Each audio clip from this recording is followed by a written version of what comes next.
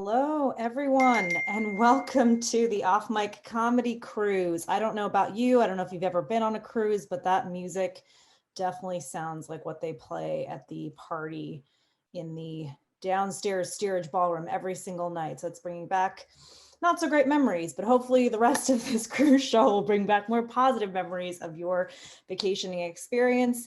Again, this is brought to you by Off Mic Comedy School. This is the technically graduation show for Standup 201, taught by Dan and Cassandra, although certainly all of the comics tonight will perform like professionals. So it's super, super exciting. I know Dan and Cassandra have some new material. We have some musical guests. It's going to be jam-packed with action and hopefully take us, even for a very brief time, to another place since we can't yet travel as we used to.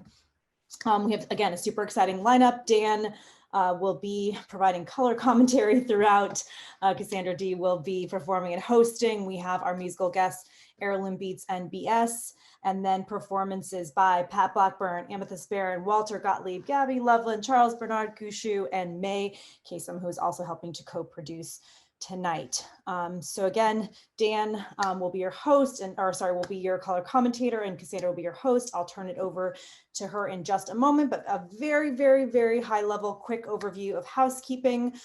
Certainly fine if you view on a phone, but I know there will be some double spotlighting and some PowerPoint sharing. So the show is best viewed on a laptop if you can pull that off. We'd love to see your beautiful faces. So please do turn your videos on and please, please, please unmute so we can hear that laughter. I know the performers will appreciate it, but if you have excessive background noise, cooking, doorbell, dog barking, do mute. And we'd love to see you interact with the show using the chat box. And we actually will ask for some interaction when we get to our musical segment. So we'll find out a little bit more about that. Again, Dan Vetrano, who was one of the co-instructors for this Standup 201 course, and Cassandra D, who we are super, super excited to have and hear from. So without further ado, please join me in giving a warm welcome to your host for this evening, for this cruise journey, Cassandra D. Let's hear it.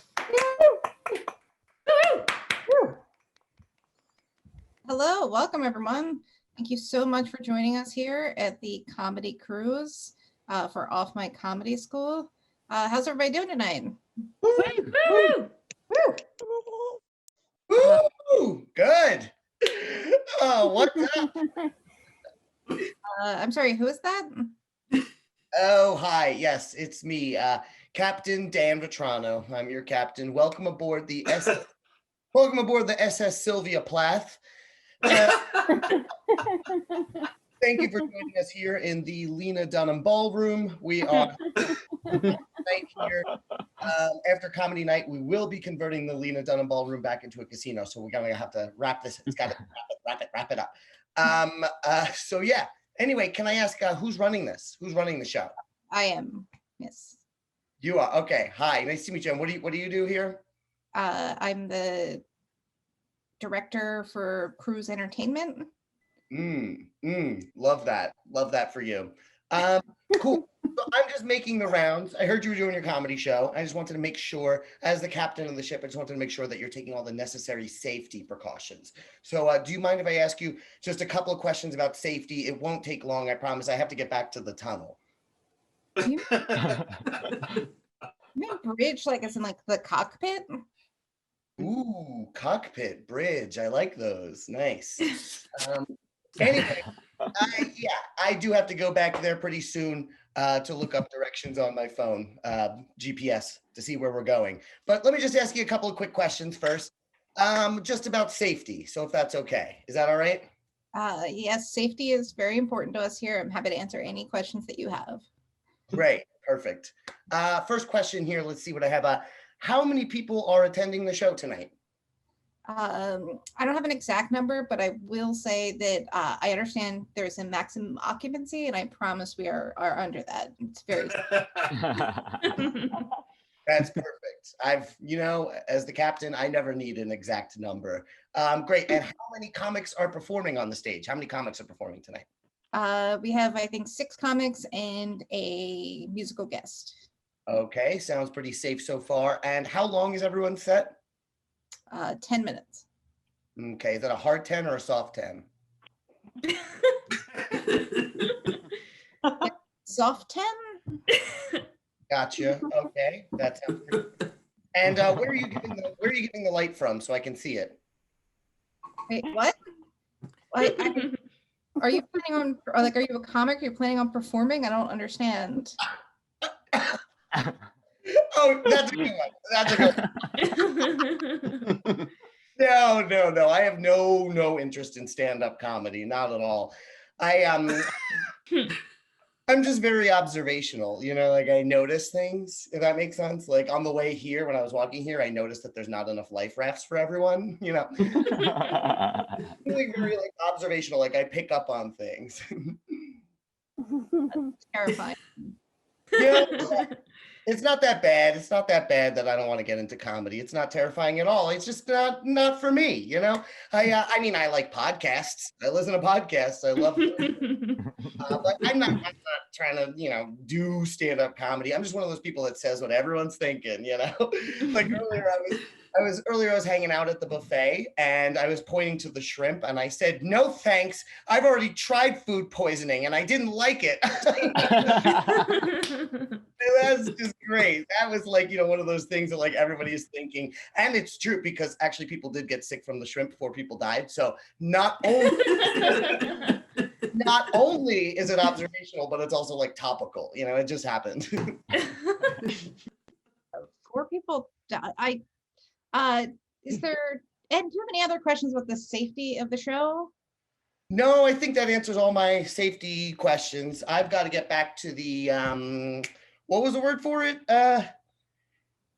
Cockpit? That is good. Yes. Absolutely not interested in doing stand-up comedy at all. I have no interest in comedy. I got to get back to the cockpit, your work, not mine, so that I can go work on my late night packet. Anyway, see ya. Great. One more time for Captain Dan. I'm a little scared about the direction we're headed, literally, at this point. But we got a great show. Are you all ready to get this show started? Yeah. Yeah. All right, so your first guest tonight, I'm so excited to have them here. Your musical guests, please give it up for Airloom Beats and BS.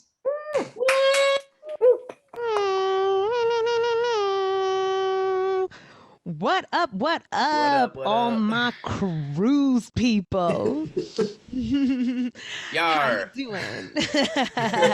Or am I in the wrong cruise? Maybe the right. I don't know. Maybe I'm out of my depth. To begin, a suggestion of a thing you do when you're cruising. What do you do Can when you you're guys cruising? type in the chat? Ooh, okay. I see. Karoka? Okay, we got. Yo, sunbathing? That's pretty solid. Bathe nude on the deck. Hey, is that the poop deck or the regular deck? Inquiring minds need to know. Sugary cocktails? I heard Elon Musk loves mojitos. Hell yeah. Put a little basil in that mojito.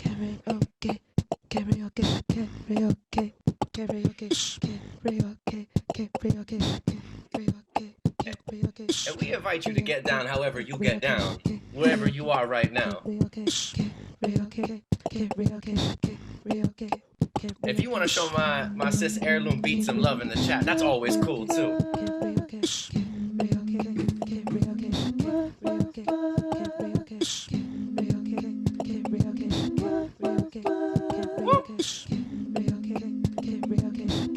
Yo, I'm on vacation. I just want to run away. I'm getting naked. I'm about to sunbathe. This is the truth. Yes, I'm sunbathing even if they say it's a poop deck.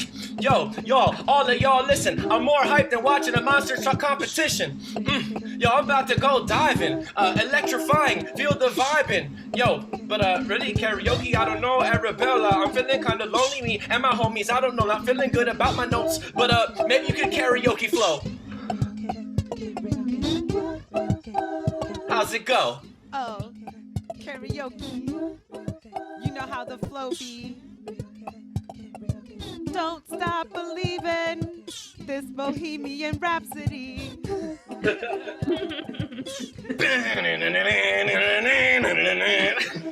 You give love a bad name. Whoa.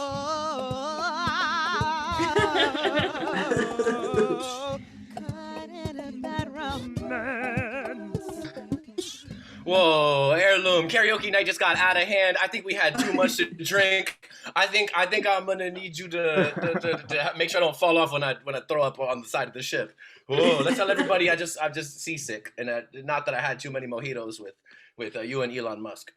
That's what we're gonna do. We're gonna party, and then we're gonna do what we need to do. Blame it on the motion sickness, and shame everybody else for not partying as hard as we are. That's it. I mean, it'd be whack if we were on the same shit. This is a special cruise, so we got to give them that special entertainment. And once we dock, we've got our props gig. So maybe we can give them a little bit of taste of this before our props gig when the boat docks this Saturday, March 6th. Propsgame.eventbrite.com if you want to learn more. Just move your mouse right over to our faces, and you'll see the URL. And that's where we'll be if you want to jump off that dock and come rock with us a little bit later. This Props Game Show is a fundraiser benefit for Paulie Reese, who was recently in a severe accident. So proceeds from the show will be going to Paulie's GoFundMe. But this is how Props works. So Props is a Jeopardy-style freestyle rap game show where contestants are given kind of batshit challenges.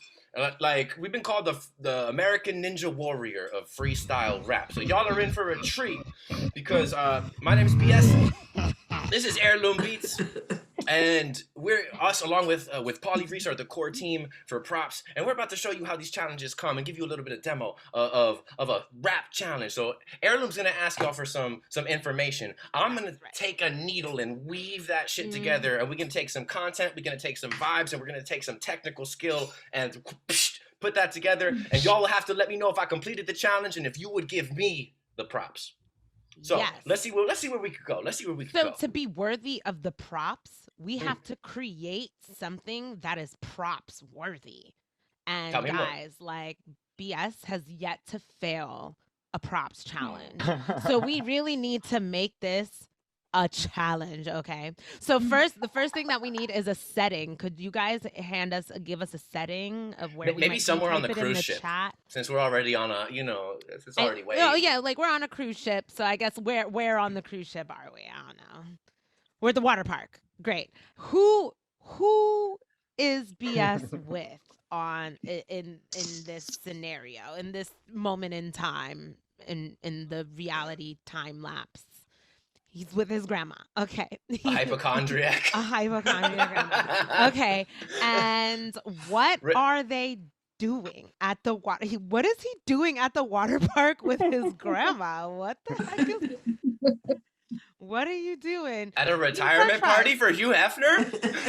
Oh, wait. Okay. All right.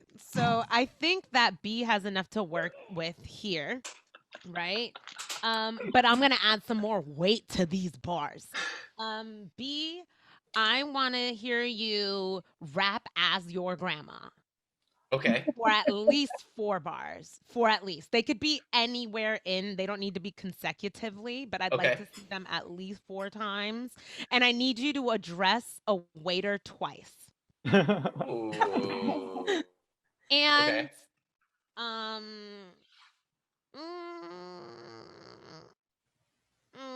could you give us one multi?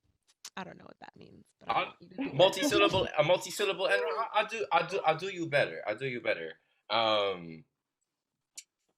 better. How about?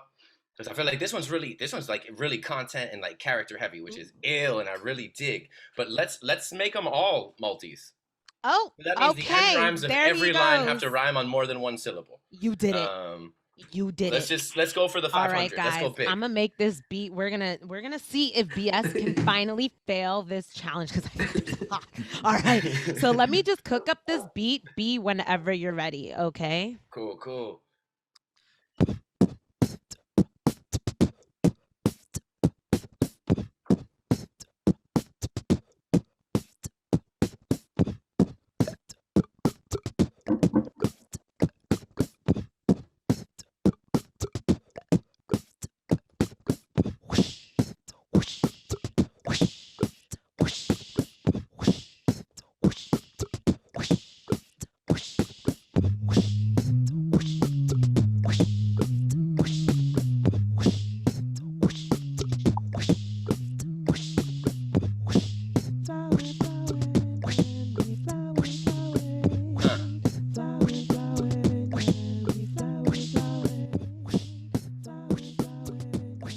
right, here we go. David, do you know where the waiters are? No, Grandma, we at the water park.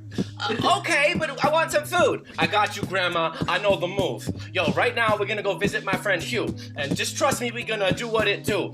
There's some things that we don't need to remember, and that's okay because you've got a little dementia. What, David? Could you please repeat that? Don't worry, Grandma. I'll get the best snacks. Oh, that's so excellent. You know that I was hungry. Waiter, I've got your money. Oh, damn, Grandma, there's some Playboy bunnies. And right now, you making me look chummy. That's okay. We walk together, arm in arm, and we'll keep it PG-13 as far as we can. Wait, Dave, as far as we can? I think we've got the plan. Yo, Hugh Hef, what up, my man? Playboy bunny? Yes, ma'am. Me and my grandma. Plot twist, she was a Playboy bunny. Oh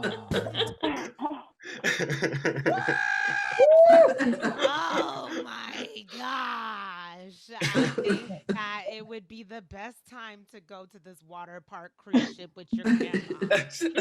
Let's see. Water park cruise ship, check. Grandma, check. Hugh Hefner retirement party, check. 4 bars of grandma. I think I got you at least with 4. 2 waiter references. Yep. I don't know if they were all multis, though. I'm going to keep it 1,000. I blacked out. I don't know if they were all multis. Somebody in the chat's going to have to let me know. If you got any rap aficionados, you got to let me know and keep me honest. I'm the only BS you can trust. I pride myself on my honesty. But y'all, if you want to see more dope challenges like this, our competitor lineup is stacked. We've got the one and only Nathanology, Megan 8 Miles, and we've got Off Mike's Jay Ellis, our reigning champ, coming back to defend his title. Proceeds from the show go to support Paulie Reese's GoFundMe. You can learn more at propsgame.eventbrite.com. My name is BS. That's my soul sip, Heirloom Beats. We hope that you'll come party with us on Saturday. Peace, love, laughter, and keep it warm for all the comics you're about to see later on tonight. We out.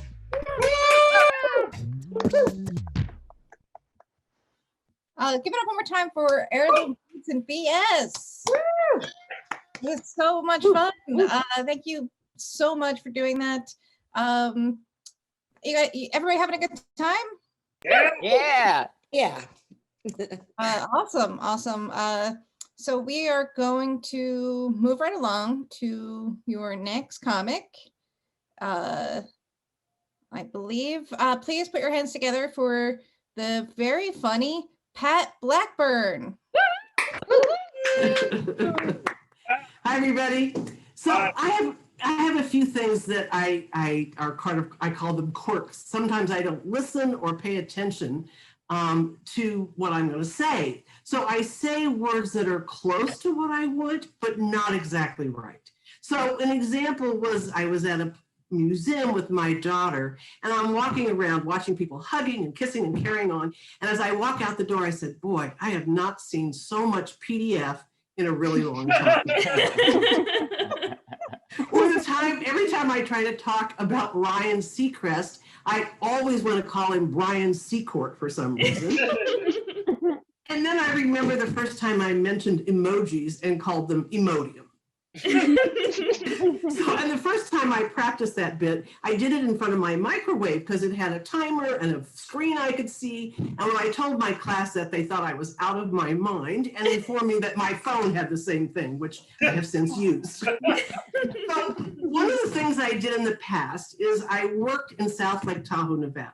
So it was right out of college. I was coming from Kansas, and arriving in Tahoe was like Dorothy arriving in Oz. If Oz had been, covered with neon lights and open 24/7, and all the munchkins were wearing change girl outfits.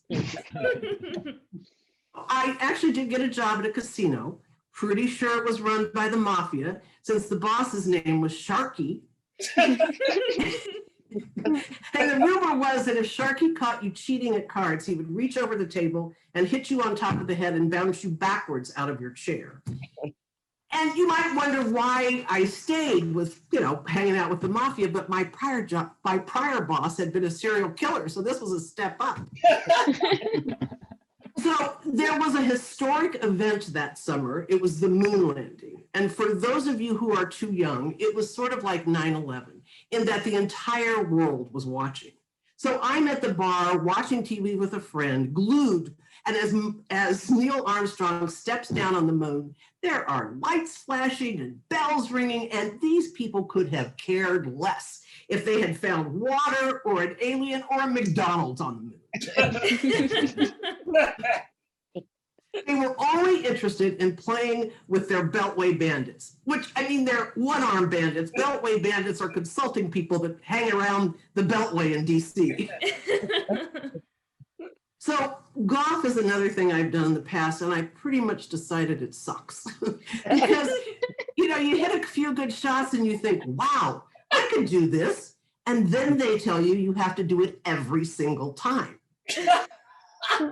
And the last time I played, I realized I had another problem besides consistency, and that was getting the ball out of the cup. So I go over, I look, and I realize the only way I'm going to get it is to drop to my hands and knees, which I do. And then the only way I can get up is to go into downward dog and back up with my hands to get back into standing position. All the while, golfers are driving by looking at me like I'm out of my mind, and my brother's off in the distance laughing his ass off. So I've decided golf really is not for me because it's really too embarrassing to do yoga in front of strangers on the golf course. So camping was another thing that I've done a fair amount of, not so much lately. And I feel like twice I've had a close encounter with a bear. Close enough that I could smell salmon on his breath. Anyway, the first time my husband and I were on a motorcycle, so we had to string our food up into a tree. And the only thing we left on the ground was a backpack with some freeze-dried food in it. And if you don't know about freeze-dried food, it's dehydrated, and when you add liquid to it, it sort of explodes. So we left that on the ground in the backpack. Sure enough, the bear came during the night, found the freeze-dried food, ate all of it, and I had this vision of going to the creek near where we were camping and finding a dead bear on the ground with an exploded stomach, spaghetti and lasagna and chicken pepperzini spread all over the place. The second time, there was a bear in the campsite next to us that was trying to open a cooler by throwing it around the back of a pickup truck. So, and they eventually scared it away. So the next morning I said to my kids, I am so glad we did not have any food in or near our tent.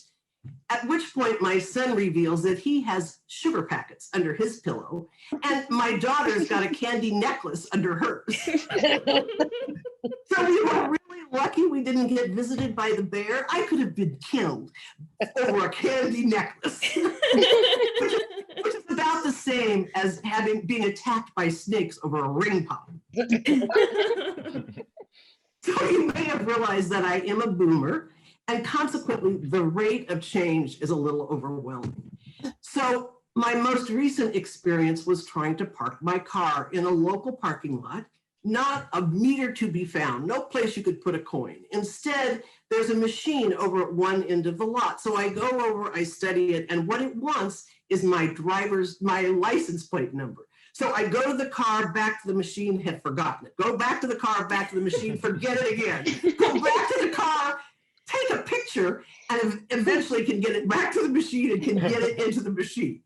And then it wants me to pay for 2 full hours, even though I only want 20 minutes. So I push buttons, I scream at it that I don't want that much time, to no avail. So eventually it prints out this little receipt, which I have to take back to my car and put on the dashboard. And that's all it took to pay for parking. It took me longer to do that than it did to get the ball out of the hole. And the worst thing was, by the time I finished and got to the store I wanted to go to, it had already closed.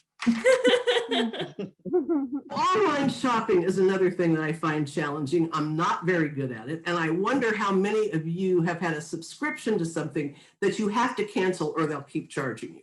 So I had that experience when I ordered Disney, with every plan is to only keep it for a month.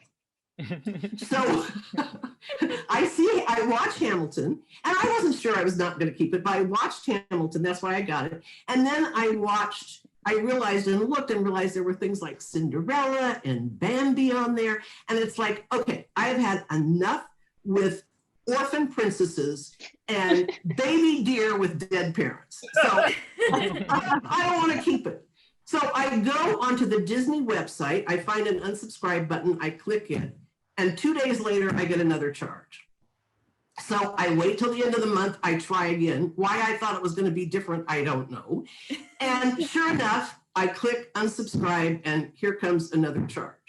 So this time I go back to the website and look a little more closely, and I have unsubscribed to the newsletter.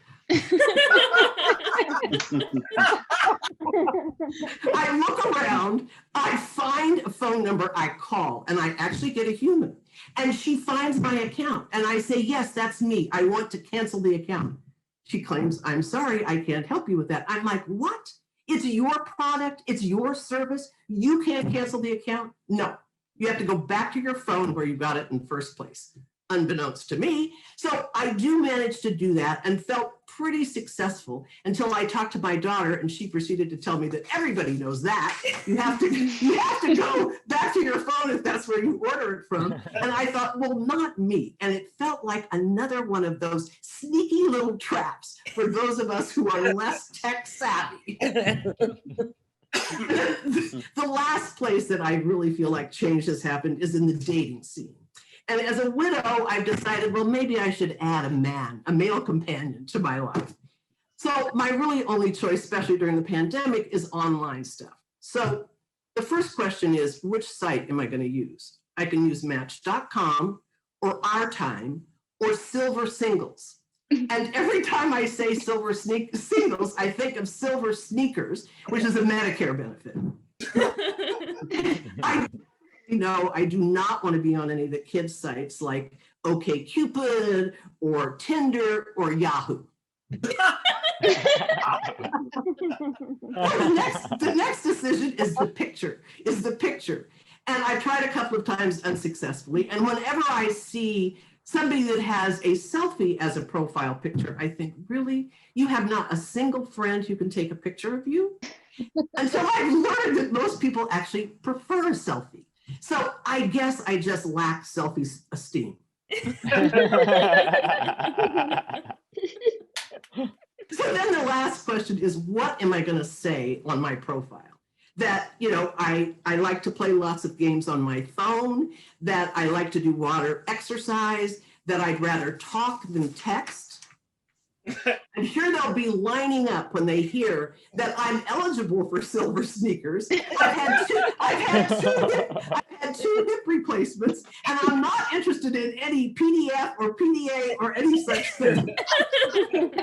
Probably the most interesting thing I could say is that I've taken a long online comedy course. Now that's over, and so is this set. Yeah.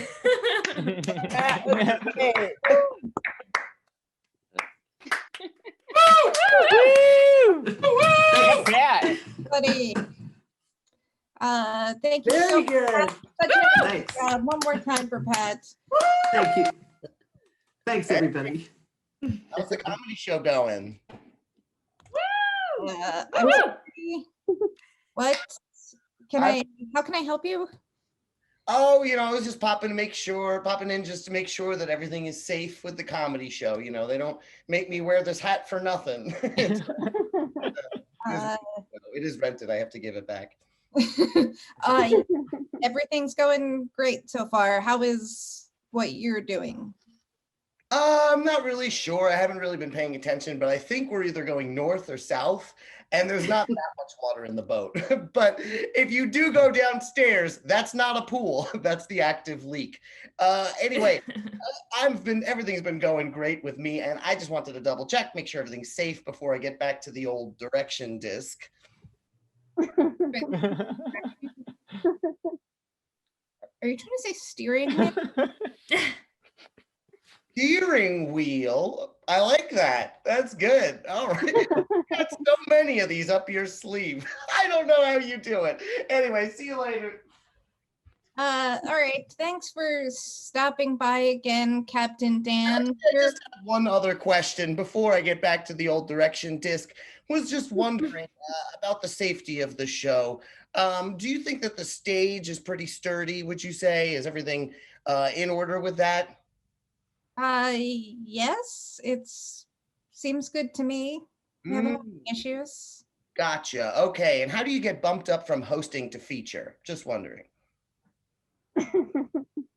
That doesn't really seem related. Are you sure you don't want to do comedy? Do you just want to like... Oh, no, comedy. Oh my God. You're good. All right. I'll see you. All right. I think he's gone this time. Honestly, I'm not sure at this point I want him to go back to the cockpit. Are y'all ready to keep this show going? Woo! Your next comedian is super funny. We're really excited to have them here. Please put your hands together for Amethyst Baron. Hey. Thank you so much.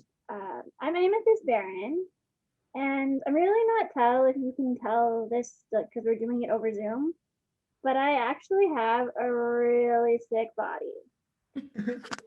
Even my doctors all agree on that. I have long haul COVID, which is just such a devastating illness in so many ways. First of all, I take issue with that name. Long haul COVID implies that I got COVID while driving a truck. I did not. The term actually refers to people who get COVID and stay sick for many weeks, months, years, possibly forever. Ha ha ha. No one really knows. Yay. I'm in my 10th month of being seriously ill. Headaches, fever, and exhaustion are my constant companions. But every few days, the rest of my symptoms change randomly. It feels like the virus is just whirling around in my body, playing the most sadistic game of musical chairs imaginable. In addition to being this sick, it's been an emotionally difficult pandemic for me. I lost both of my pet senior rabbits during quarantine. Flopsy was 11 years old, Buddha was 13. In human years, they both lived to be well over 100. Despite the fact that rabbit digestive systems are so poorly designed, they literally have to eat their own poop. I really loved both my rabbits dearly, but I'm honestly pretty fucking jealous of the amazing healthcare they both had. I spent a lot of time in both my vet clinic and my doctor's offices over the past few years, and I have noticed some things. Let's start with the clinics themselves. How and why is my vet's office so much cleaner than my doctor's? Why is the vet's clinic cozy and inviting with a rich color scheme, while literally every doctor's office I have ever set foot in is in clinical whites and various shades of dirt? That's actually not entirely fair. I was at a human doctor's office recently, and they actually had a really, really nice splash of red. It turned out to just be dry blood, though. The anatomical models and posters at the vet are pristine and plentiful, while the few I've seen at doctors' offices have pharmaceutical logos and are missing key parts. I honestly grew up thinking I had one ovary. At the vet, there are flat screen monitors in every exam room that play montages of their healthy, happy patients. Doctors' offices, on the other hand, have one busted ass television that, if it's even working, is stuck on the same trashy, conservative 24-hour news network. It's called CP24 for everyone not in the Toronto area. Think Fox News, but with just constant Tim Horton ads.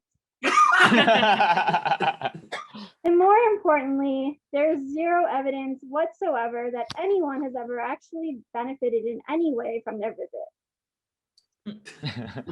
My vet also uses fresh fleece blankets for every patient, while the doctor's office opts for a thin sheet of paper that is almost always creased and or torn by a previous patient. You know, like a gross used paper toilet seat guard that never got flushed. My vet clinic is odorless, despite the fact that their patients can literally not use toilets. I don't think I've ever encountered a hospital that doesn't reek of urine and vitamins. My vet is gentle, patient, and respectful while examining my rabbits. He says, "Oh, hey there, little buddy. Could I just lick your little legs?" "Oh, thank you. What a good boy. You want a treat? Here, have a treat." My doctors take a slightly different approach. How? I'm sorry, what? How did your brother kill himself? That happens way more often than you would think. My vet is encouraging and routinely praises us for taking such good care of our rabbits. And he's really got a point. You don't get a 13-year-old rabbit by fucking around. I am in Canada, so at least I don't pay for most of my healthcare. But the vet is another story entirely.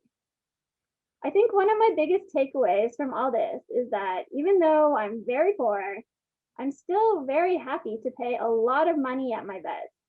Just to hear a boomer tell me that I did a great job for once. Oh God, okay, it feels so good to get that off my chest. I actually have another confession to make. This one's probably going to be a lot harder for you to hear. Okay, here it is. So I'm vegan. Actually, it's so much worse than that. Like, really, I know, I'm sorry. This is hard to say, but I'm actually a white vegan. I know, we are pretty much the worst. We're best known for equating people who consume dairy with sexual predators. We say shit like, human rights and intersectionality just aren't that important because animals suffer more. We show up at Pride and Black Lives Matter movements with huge cringy banners because God forbid we respect any movement on its own merits without trying to make the event all about us. I mean, helping animals. If it makes things even slightly better, I do want you to know that I am in fact a self-hating white vegan. To clarify, I do love myself, but I am thoroughly embarrassed by a lot of the company I have kept in the past. Another thing you should know about me is that I have rabbits to obsess over and not kids for a very specific reason. So I'm Canadian, but both of my parents were Catholics from Northern Ireland. So they lived through the Troubles. If you're not familiar with the term the Troubles, it refers to a nationalistic conflict in Ireland that lasted many decades and was incredibly violent. My uncle Kevin was actually murdered by British soldiers on Bloody Sunday, a famous massacre that most people think is just another U2 song. Maybe I'm biased, but I personally feel the term the Troubles is just such an understatement for what it actually was. It is, however, what I specifically like to call my parents' nearly 17-year-long divorce and custody battle. So, in order to not repeat the past, I have rabbits, not kids. And I know enough about them to successfully alienate myself at dinner parties by explaining why their inefficient bodies are actually frequently used as an argument against intelligent design. Despite my best efforts to avoid repeating history, I'm currently in a fucking custody dispute over my new, perfect, soft, sweet adopted boy, Mr. Fluffles.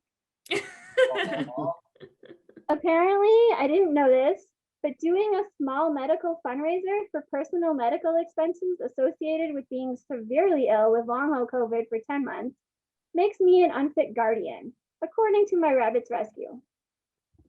The adoption itself was an unmitigated nightmare. They lost confidential paperwork, and 3 months after his adoption, they harassed me, knowing full well how ill I was. They claimed that over 3 months after we adopted Mr. Fluffles, people were still applying to adopt him online because they just couldn't remove his listings until we sent in new paperwork. I'm no webmaster, but I do know enough to say that is pure bullshit.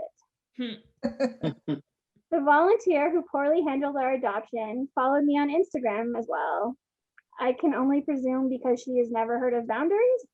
And then she liked all of his videos and photos, leaving comments about how cute and happy he seemed.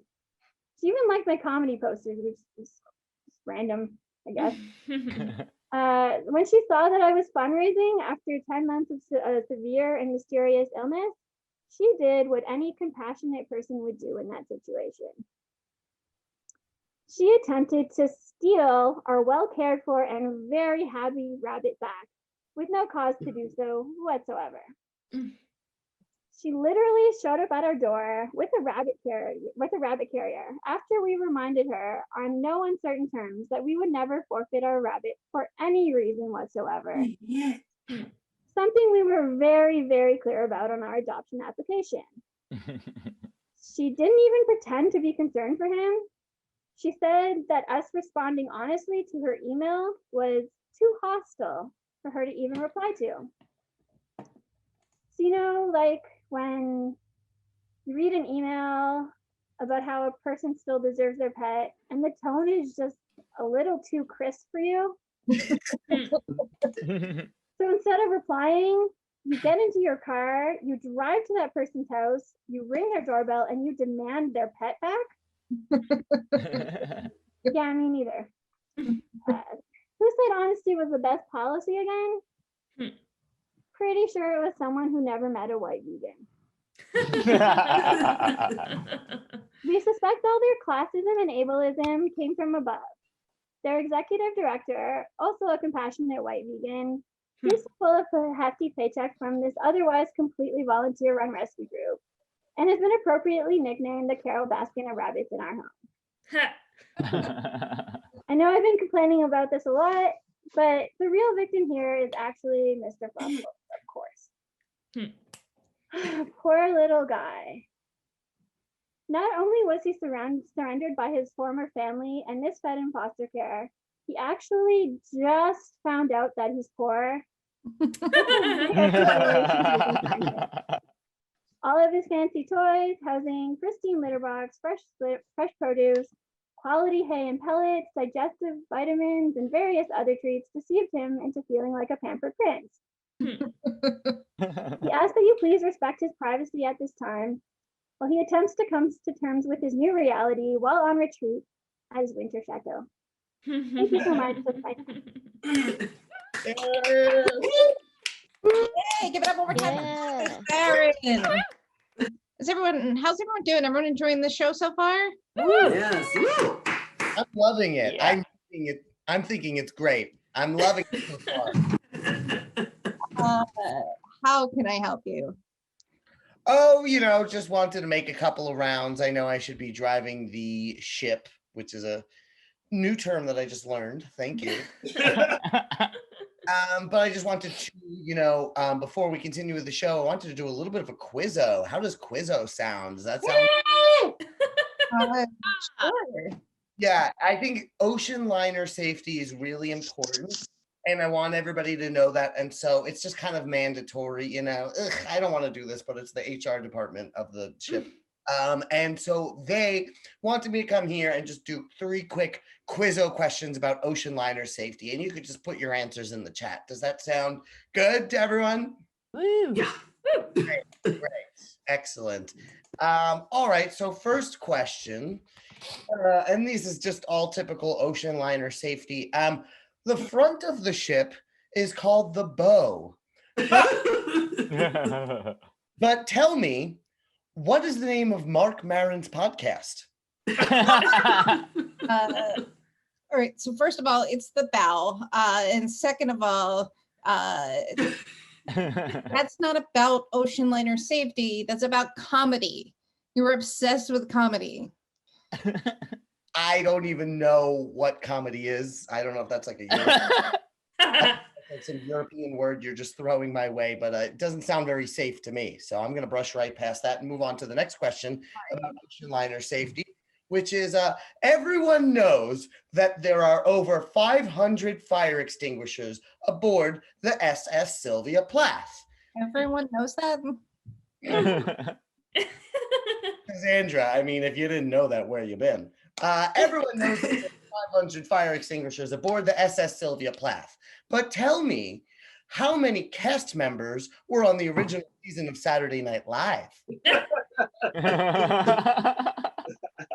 Anybody know this? Anybody familiar with boats know this? 8.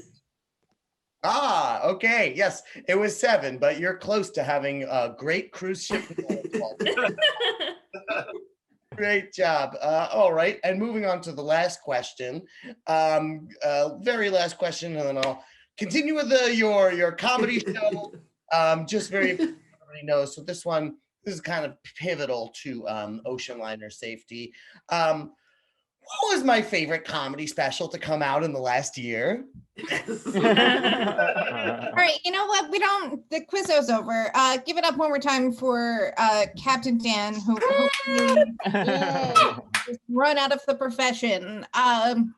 Let's keep this show going. We have a few more amazing comics for you. I'm so excited. And we're going to keep the show moving right along. Please put your hands together for your next comic, the very funny Charles Gushue. Hey, oh my God, sorry, I'm not looking at you because I'm starting a timer because I have really severe ADHD, and what that means right now is that although I've written down the first half of my set on 4 pages, I have no idea what my set is. Yes, that's what it means. It also means that if you can follow this set, you might want to see your psychiatrist. Like I literally could end up like talking about like the most elusive cookie sandwich of all time, the Lady Gaga Chromatica Oreo, for like 30 minutes, and that's definitely like not even in my set. So where am I? All this sloshing of the boat makes me need to pee. I don't want to ruin the illusion, but I am not on a boat currently. They're zooming me in, not from a cabin, but from the multi-generational intentional living community, where I'm helping to start a nonprofit cannabis farm. Thank you.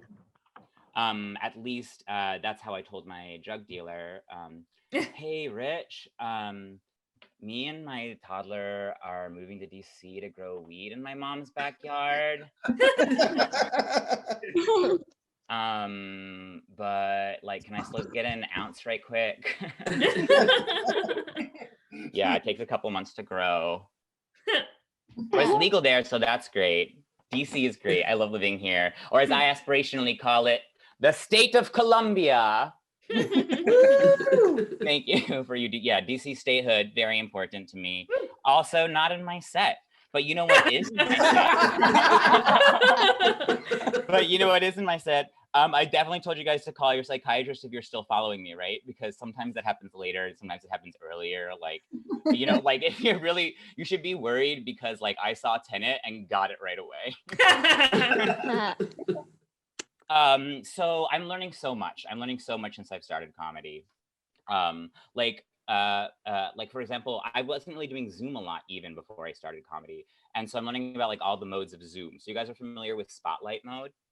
Yes. Yes. Yeah. So basically that means that like you all are looking at me, right? And you can mostly see me unless like you selected to see everyone. Yeah, me too. I'm also just in spotlight mode.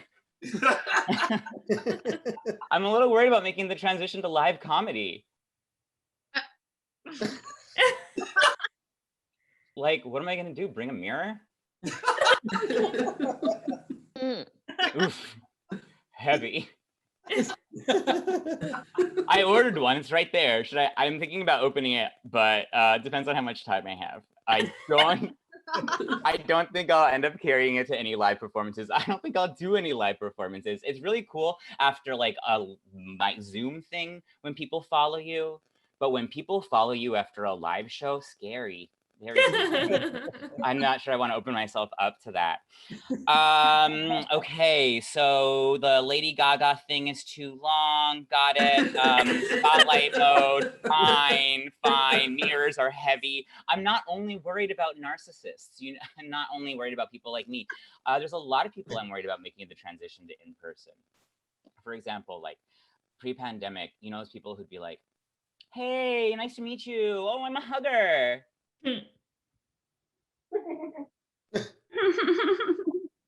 They say they are now.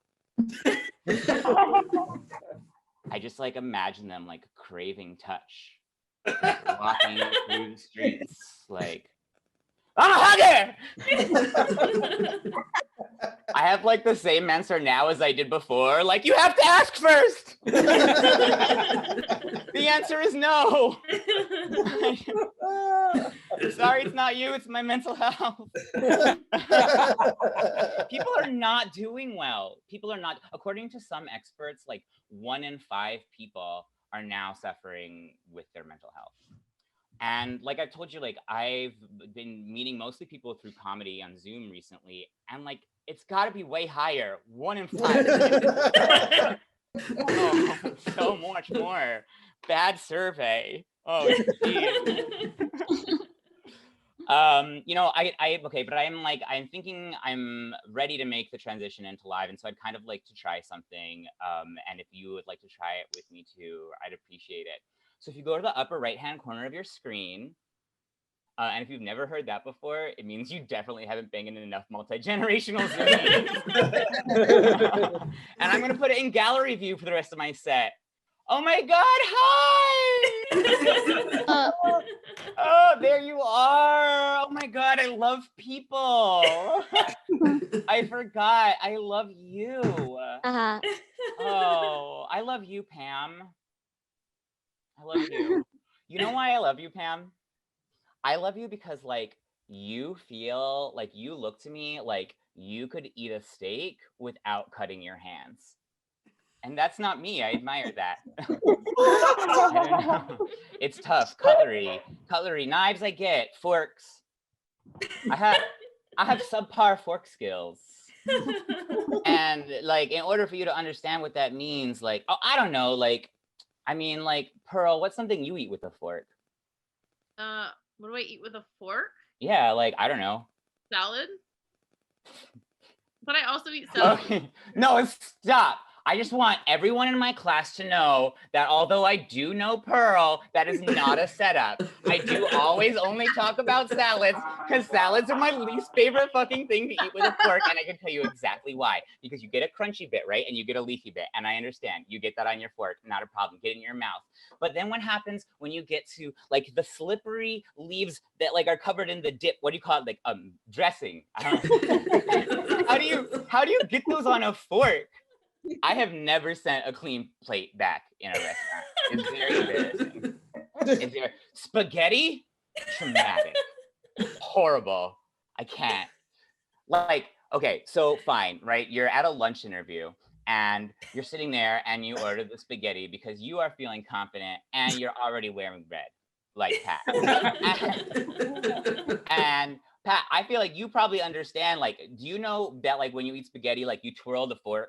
Like, I learned about that 3 years ago, and I still can't get it. You can put it on the fork, but then, well, here's my problem is like, you got a linguine, right? You got a little linguine, and you're pulling on the fork, right?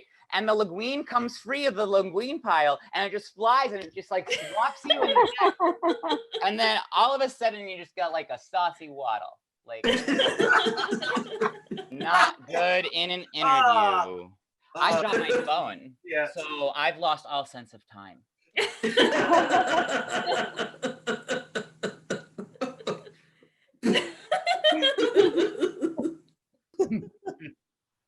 Oh my God, you are still here. That's really great. I'm trying to pull on my phone. I might unplug my computer, but I guess I don't really need to know how much time I have left. I need to know what I'm gonna talk about. Peas!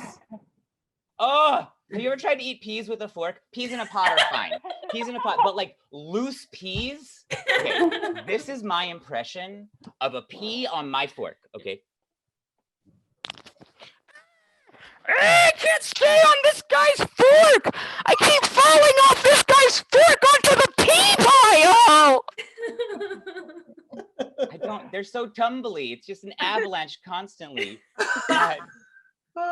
You know, my wife told me that's not what peas sound like.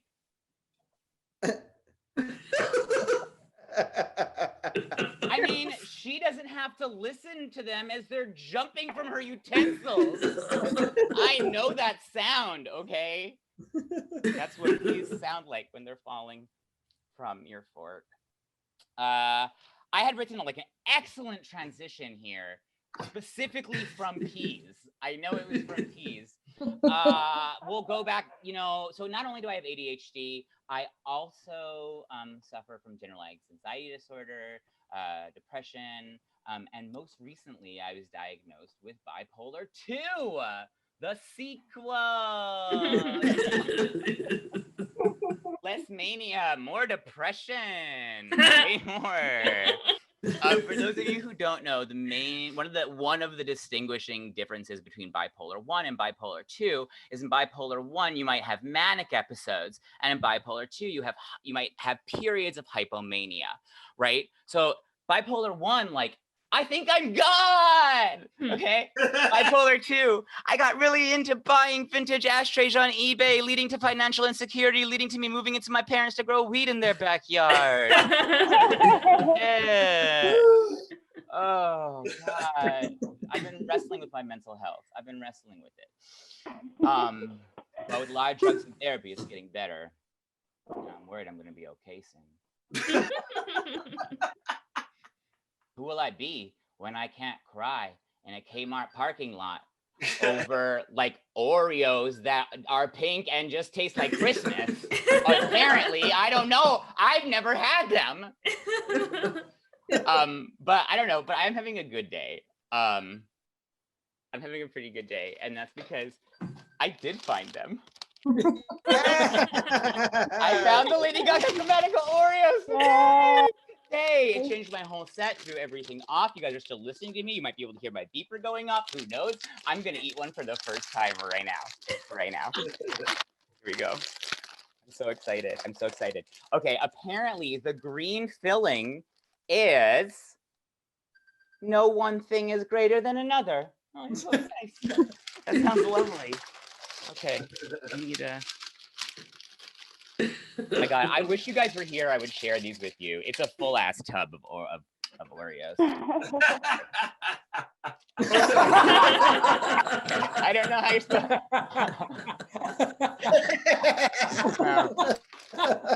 Fuck Lady Gaga, I'm having Captain Crunch. I'm out. Peace, you guys. Get up one more time for Charles. They're really good. Really good. I feel like he misled us with those fork skills because I could not eat an Oreo with a fork. Incredibly impressed, actually. Yeah, I'm here again. I want one of those Lady Gaga Oreos. You know, we actually had to fire our pastry chef here on the SS Sylvia Plath because unfortunately, you know, all the desserts were making people, the desserts were included in the ticket price, and I never agreed to that. So I threw the pastry chef overboard. That's depressing, man. But I am loving this show, Cassandra. You are doing a great job organizing this. This is great. You've actually inspired me to start my own podcast. I actually got fired. I'm not the captain anymore. They let me keep the hat, but I have a podcast now. That's what's it about? It's about the iceberg we hit an hour ago. Dish. Trust me, we dish. I wish I was the pastry chef. Anyway, I'm gonna go check out this violin player. I'll see you in the casino. Great, thank you so much, Captain Dan. Or whatever you are now that you've been fired. Just a guy, but I teach comedy. We have one more comic for you all. Are you ready? Yes. Right, please put your hands together for May Kasem. Hey everyone, what's up? Hello, hello. Hello. Hi, party people. Hello here. Hello from my little deck and my little dog over here. She goes with me everywhere. She's travel size. Yeah. All right. So yeah, first things first, you're probably looking at me and you're probably wondering, is she Mexican or is she Chinese? Like, you know, do I bow? Do I give her a hug? You know, what colors are rice even? Yeah. I mean, is her cousin in a cage or did her cousin start the coronavirus? Rest assured, everybody, the answer is both. We are actually Filipino. Right? Yes, that's right. We love the sea, baby. We are the Mexicans of the sea. All right. Yeah, so there's that. Coming with that means that a lot of my favorite foods are challenges on Fear Factor. Yeah. Hey man, do you like pig's feet? Yeah, if grandma's making it. Yeah.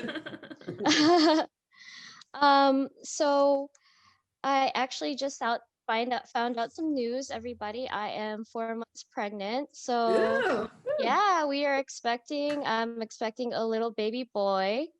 Yep. So like this baby is going to be triracial. It's going to be Filipino, Black, and Irish.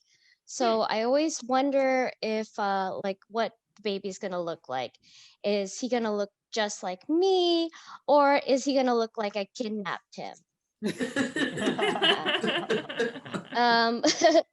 It hasn't been easy.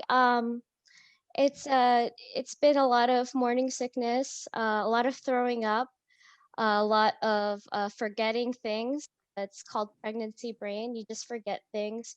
And you just get crazy cravings all the time. Like I woke up at about 3 in the morning to make myself a grilled cheese because I dreamt about a grilled cheese.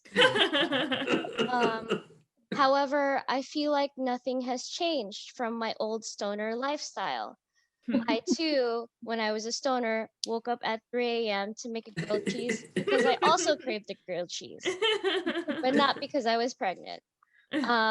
Also forgetting things, and we threw up only because we were drinking. Yeah, it's like being pregnant is having all the fun things without the fun, basically. So I actually have had to change my diet. We have switched over from brown rice to white rice because we're eating healthier for the baby. Which is like a little hard for me. I mean, like, look at me, like I love my white rice. And like how I think about it is that brown rice is like where I should be in life. You know, I have the best partner ever. I have a 401k, I have a settled job, I have a house now. And then white rice was the guy who I was dating without a bed frame. You know, I mean, like sometimes you think you're just gonna get into a cerebral documentary and then you just watch Real Housewives of Atlanta. So I do mention to the father, like, hey, like, do you think we're gonna get married now that we have a kid? And he's like, girl, I put a ring inside of you. Yeah. Let's see. I would say for every 4 comics joking about abortion, 1 comic is actually pregnant, though. Yeah. Let's see. Selling time.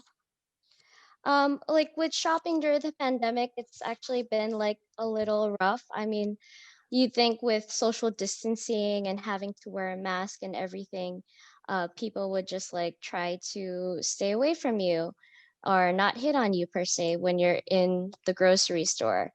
And then when I'm in the grocery store, I just look super bummy, no makeup, no anything, have my mask on, trying to stay away from people. And then, but then this guy pulls up to me and he's just like, "Hey, little mama, do you want to get inside my cart?" Like, all right. I was super uncomfortable. I didn't know what to do. So I looked to my left, I looked to my right, and I just yelled, "Mom!" super loud. Yeah. That's it. I mean, like, we've just been on a roll today. Like, I got hit on today in the middle of the street. Somebody was just like calling out to me. But I do have to ask you guys something like, what's a gook?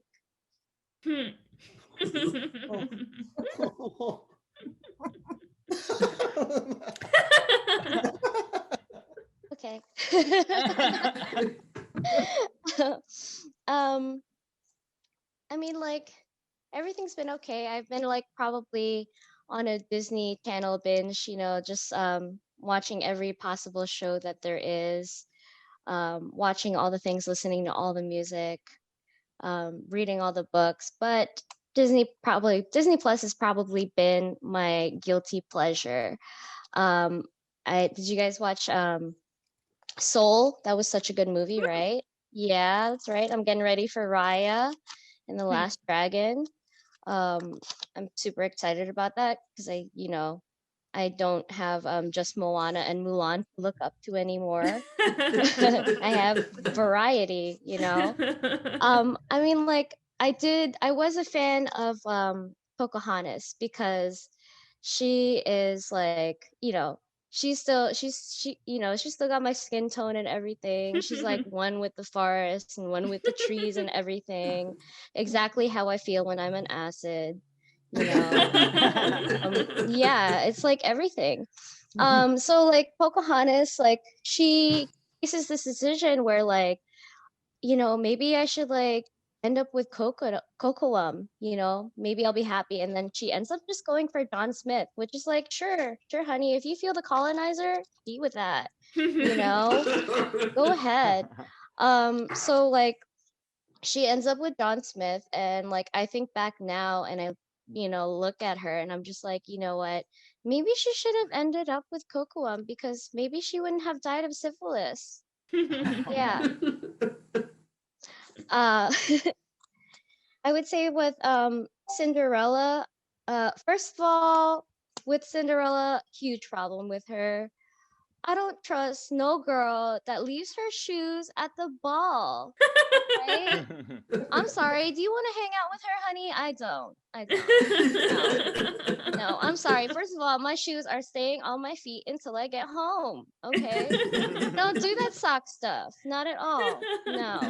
And she probably got an OnlyFans for her feet, all right? Yeah. So yeah, Disney princesses for you. Let's see. That's stuff for you.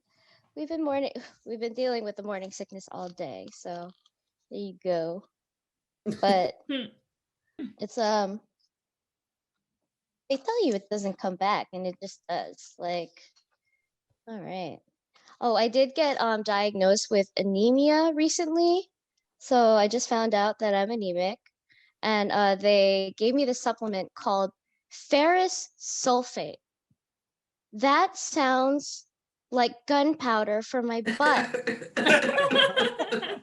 It does. And like after taking this like ferrous sulfate, it's just like I feel a little funny in the tummy and we get a little bit constipated. So I'm starting to think that it really is gunpowder for that. Yeah. But I hope that you all like get to go out sometime soon. I hope you're all being safe and getting vaccinated out there. And just like able to go out there, and we go out there, remember to support your wait staff and tip all of them, you know. I will leave you on this. Do you think that Chinese people get offended when you call them hun? All right, my name's May, everybody. You've all been so beautiful. One more time for me, Kasem, and her soon-to-be adorable child. Congratulations on that, and thank you all so much for being here. That is great stuff. That is real great stuff. Let me tell you, as your recently fired captain, I was very happy. I did get a little distracted. There was a conga line that got a little out of control. Things got a little out of hand. It's trending on Twitter and bloodyfights.com. I'm sorry about all of that. Normally there's pee in the wave pool, but I've got to go deal with some poop. But great. And that is our show. Thank you all so much for being here. Give it up more time for everyone we saw tonight. Yes, Pat Blackburn, Amethyst Baron, Walter Gottlieb, Gabby Loveland, Charles Gushu, May Kasem, and Captain Dan Vetrano. Woo! Signing off. Thank you so much. Have a wonderful night. I don't want to go. Get on. We can't get off the boat. They're not going to let us off the boat. We need to tug. Oh, it's not a tugboat, all right? This boat's got lots of glory, but it doesn't have a hull. I can't get out of my cabin. Dan, I need a tug. It's not a tugboat. It's a glory hole boat. Can I get a tug through the glory hole? The tugboat. Sorry.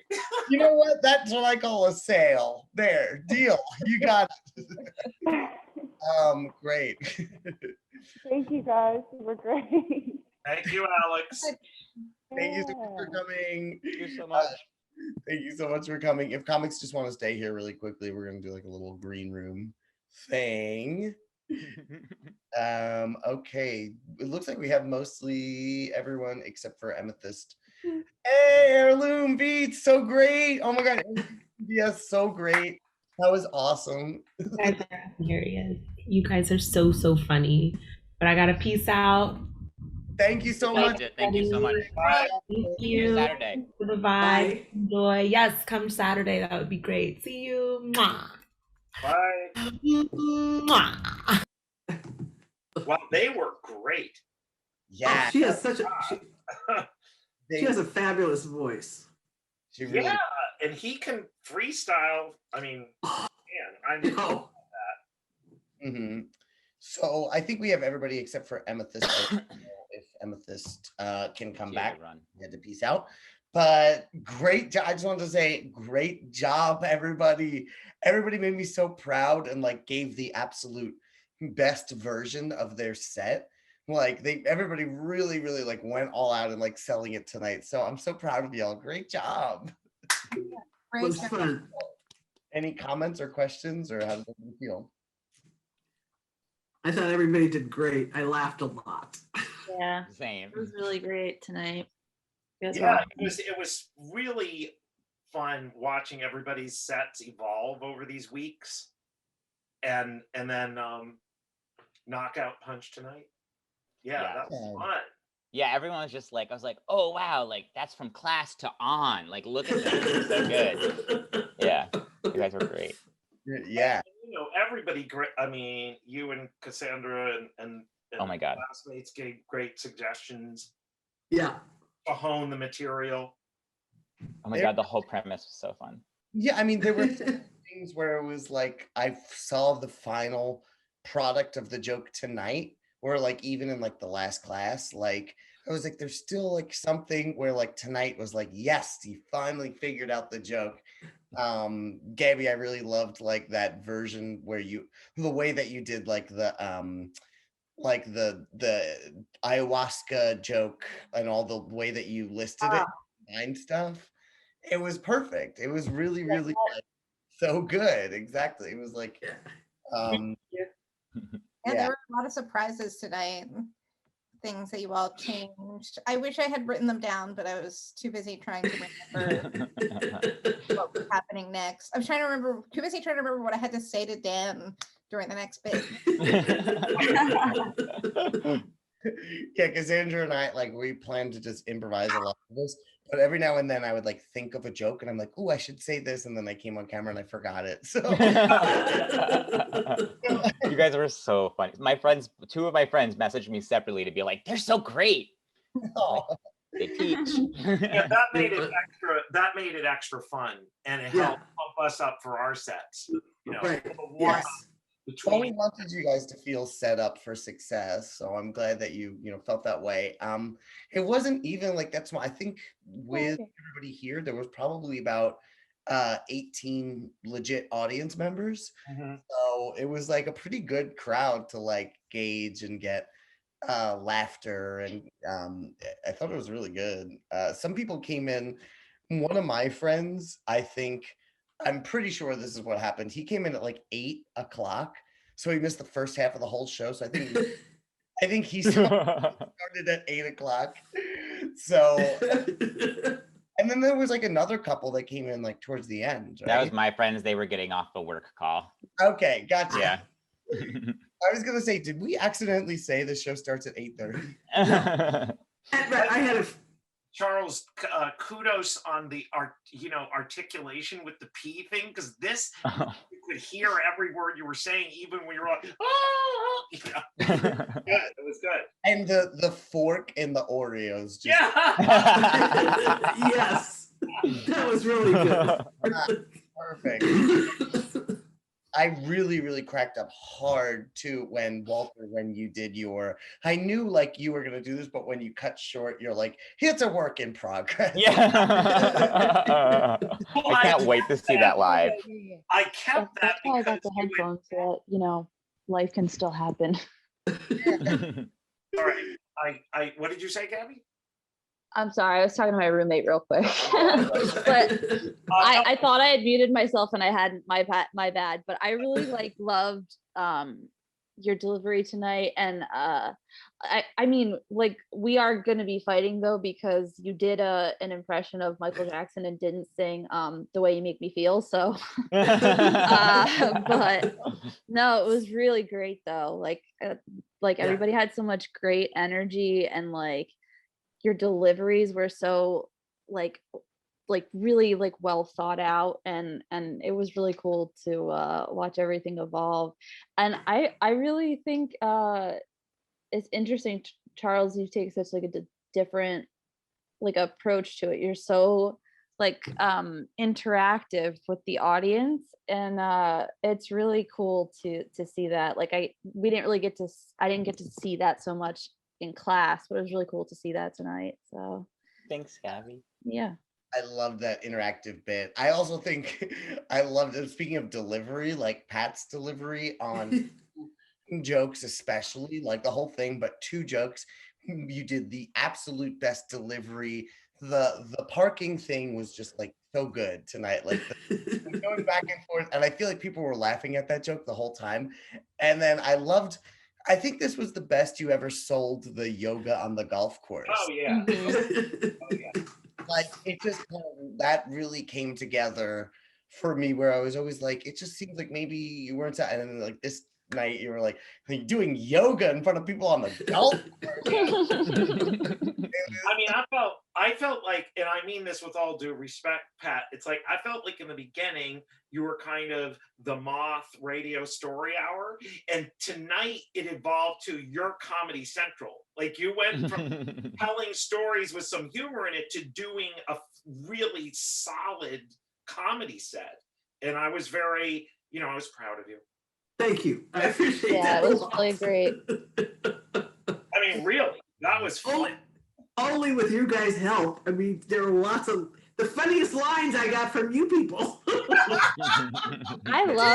I also loved the punchline with the dehydrated food with the spaghetti, and I was just like the way that you delivered it. I was like, yes, it was great. Yes. Everybody really made me so proud. I just want to thank everybody again for like bringing so much good material to this class to work with, where it's like put a lot of pressure on Cassandra and I to try and make it because it was already good when you brought it to us, but like just evolving together and getting to write so many fun bits. It's been really fun. So let's all do shows together. Let's This was a blast. It really was a blast, I have to say. Oh, it was so fun. The whole thing, the whole class, and it was great. I had a great time. Yeah, I want to see you all live now. Yeah. Oh, God. Yeah, right. Well, I mean, I'm getting vaccinated tomorrow, so Hey! yes, I'm a smoker. Who would have thought? Smoking is my life. Smoking is good for you now. Really? That's why you're getting it? Was That's why you're getting it? Is because you're a smoker? I'm an asthmatic smoker, actually. Great. But in Philly, smoking is like it's like the 1B category. So yeah, smoking, everybody take it up. It's really good for you now. Don't got them, find them and smoke them. Are you getting your first or your second dose, Dan? First. Very nice, very nice. Yeah. So I'll be okay tomorrow, but in 6 weeks. Wait, Cassandra, weren't you like teaching one of the classes when you had gotten your second shot? Yes, last time. Yeah. Yes. The last class, she was feeling crappy, and I had mine yesterday and woke up this morning feeling pretty crappy, but Tylenol does the trick. And this class, it just made it fun, so I forgot about it. So I'm feeling pretty good now. Good. Yay. So Patricia's San Francisco, Charles is DC, and Gabby, where are you? In Jersey? Philly. Oh, in Philly now, baby. What's up? Comedy Mafia. Okay. Point Breeze. How you feeling, guys? Okay. So maybe we'll see you in a Philly show. Yeah. Wait. Are you New York? I'm DC, but I've already been up there once to do a Christine show. Oh, cool. I hope to do more. You gotta come to Philly. Let's all do shows together. Let's all do lots of great stuff together.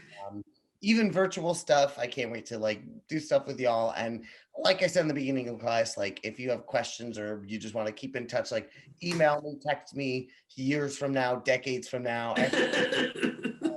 After I die, if you want. So, and the open mic, how long are those sets on the open mics on Wednesday night?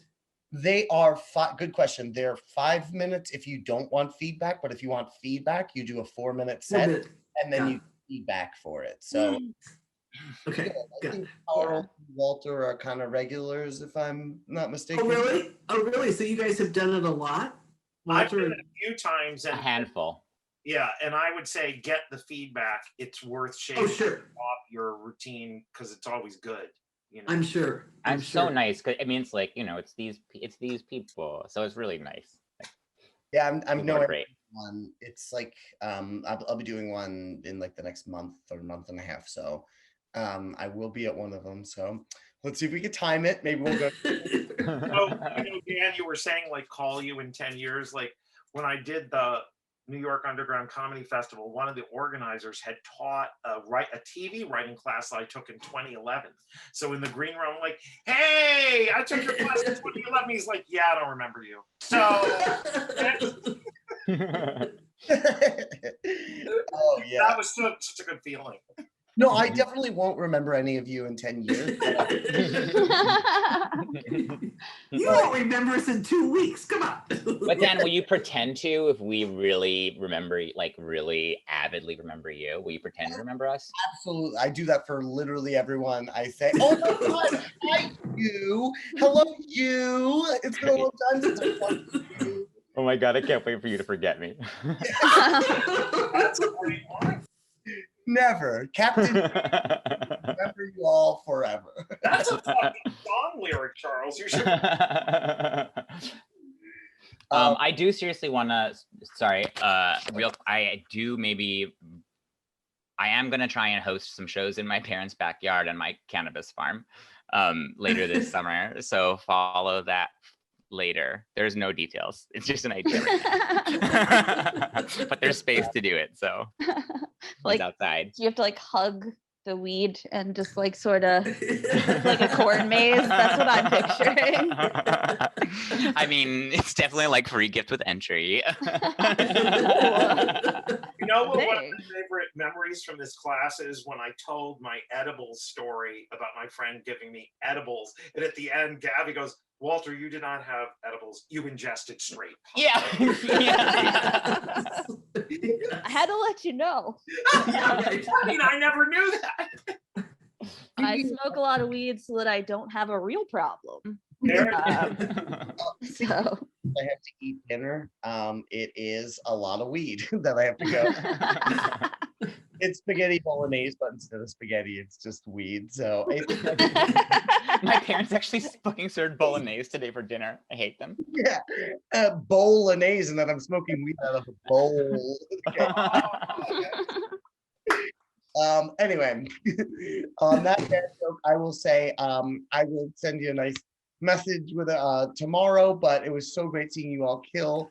And have a wonderful rest of your night. Y'all made me proud. I will miss you all next week when we're not doing this. Yes. Thank you, Cassandra and Dan. You were great. Yes, seriously. thank you both so much. What a dream team. It was great. Oh, thank you. All right. I'm gonna be coming to your office hours like for the rest of your careers. Bye. Bye. Bye. Bye.